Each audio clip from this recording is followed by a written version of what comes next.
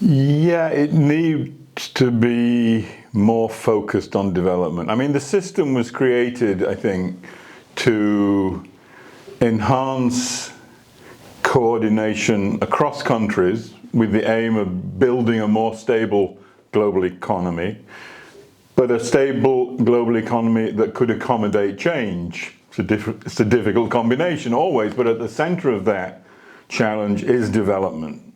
And I think the system has struggled now for 100 years to accommodate the challenges and demands of the global south. It begins with the League of Nations in a way, but it's intensified over the decades. And the system hasn't really been able to accommodate development as a meaningful part of its agenda. I mean, we've expanded, we've added development to the work, but we've failed as a system to really address the problems of the vast majority of the world when it comes to economic and social development. So the big issue is, how do you accommodate that challenge properly? What kind of representational structures do you really need? What kinds of coordination mechanisms will really address the problems that developing countries face? I think that's the heart of the challenge that faces the multilateral system in this economic space.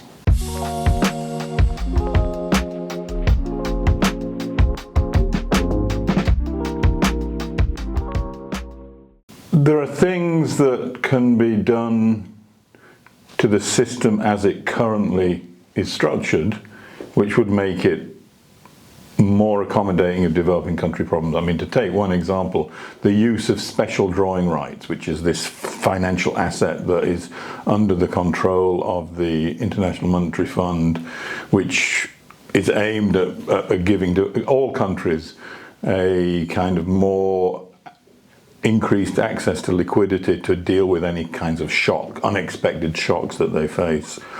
It was originally intended only for advanced economies. It was UNCTAD that ensured that it would have a universal reach, that is, developing country members of the fund would have access to special drawing rights. But the problem is that the allocation of special drawing rights is based upon the contribution of member states. So most of them go to the countries that need it the least, which is the advanced economies. And I think you can reform. I mean, that's an area which is ripe for a more sensible kind of reform. It's just changing what you have already in place to make it a more accommodating of developing country needs. And there's a number of other areas of that nature. But there are big gaps in the system that need to be filled, I think, if we're going to have the kind of system that we want to see in place, of which probably the biggest is around the debt issue. Again, this goes back a long way. UNCTAD was working on debt issues in the 1960s and the challenges that accumulated debt was posing in terms of servicing and related problems.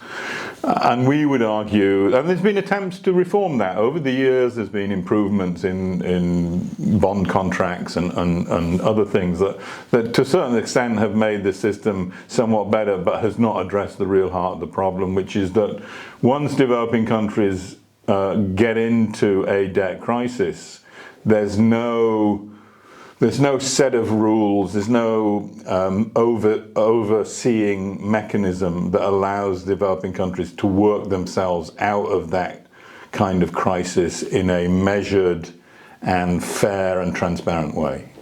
And we've argued, and we continue to argue, that you do need a specialized system to deal with that kind of problem, some kind of legislative mechanism, and in the absence of that, the situation that we now see, the developing countries are under constant, permanent fiscal pressures when it comes to the servicing of their debts, and it essentially obstructs them from making the kinds of broader investments that they need to meet development challenges. So that's a systemic problem that advanced economies continue to resist. they don't want to see it, because the interest of their own private creditors is what drives their international agenda at this moment in time. So, that's the challenge. I mean, in terms of the question of the realism of it, it's a political question. And right now, I don't think advanced economies are in the mood to make the kind of systemic changes that I think are needed to get the system back on track.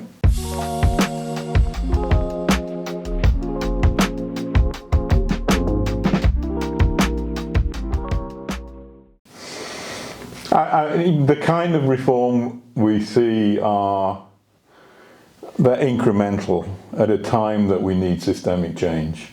This is the real problem. I talked about development issues. When you add the climate challenge on top of the development challenge, and I would argue you can no longer separate these two things. Developing countries have to continue to press for what they need from a development point of view as they come to terms with the decarbonization and adaptation challenges that come with the climate challenge. And it's just very difficult to see how the multilateral system, given the geopolitics of the moment, can do that in any sort of meaningful time. This is an urgent, the problem is these are urgent issues, that is, they are already damaging developing countries, both the debt issue and the climate issue. So there's an urgency to these, and there is no political momentum to address that within a meaningful time frame right now. That's the real kind of dilemma I think we face.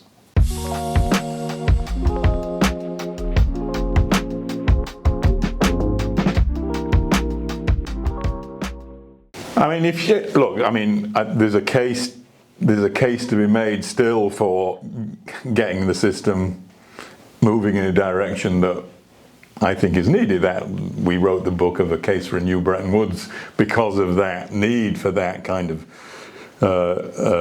change. If it's not going to happen in the time frame that we need, I think developing countries need a threefold strategy. I think they do need to focus much more on their own mobilization of resources. That is, domestic resource mobilization remains pivotal, and what we can get from the multilateral system is that they don't impede that process. And we would argue that much of the policy advice that has come out of the international institutions has impeded developing countries' own efforts to mobilize resources. Policy space being kind of the focus for that debate, and developing countries need a lot of policy space. And that's not a financial issue. That is, we're not asking the IMF or the World Bank or donors to give more money for that. We're just asking for them to make sure that they have an understanding of the policy challenge of developing countries that don't impede those efforts to mobilize resources domestically. So I think that's an area where there is room for compromise, right? So, but with a focus on domestic resource mobilization.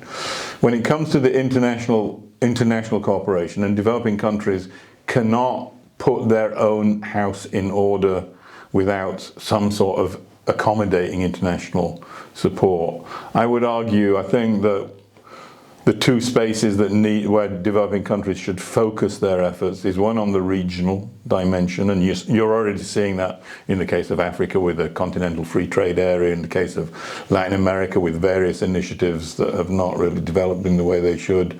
In the case of Asia, you see many more efforts at regional coordination and collaboration. I think consolidating and building on those are critical. And then you've got, beyond that, South-South cooperation.